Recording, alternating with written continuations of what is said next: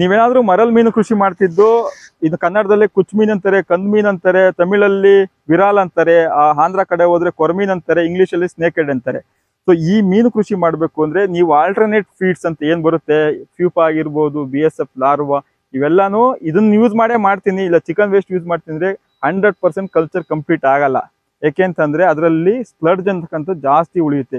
ಈ BSF larva ಇದು ಒಂದು ಟೆಕ್ನಿಕಲ್ ಏನಂತಂದ್ರೆ 14% ಮೋರ್ ದ್ಯಾನ್ 40 ಇದೆ BSF ಲಾರ್ವಾ. ಬಟ್ ನಾವು ಯೂಸ್ ಮಾಡಕ್ಕಾಗಲ್ಲ. ಯಾಕೆ ಅಂತಂದ್ರೆ BSF ಲಾರ್ವಾ ತಿಂದ ಮೇಲೆ ಅದ್ರ ಶೆಲ್ ಇರುತ್ತಲ್ಲ, ಮೇಲ್ಗಡೆ ಶೆಲ್ಲು ಅದಾಗೆ ಬಿಡುತ್ತೆ. ಹಾ ಹೌದು, ಹುಳ.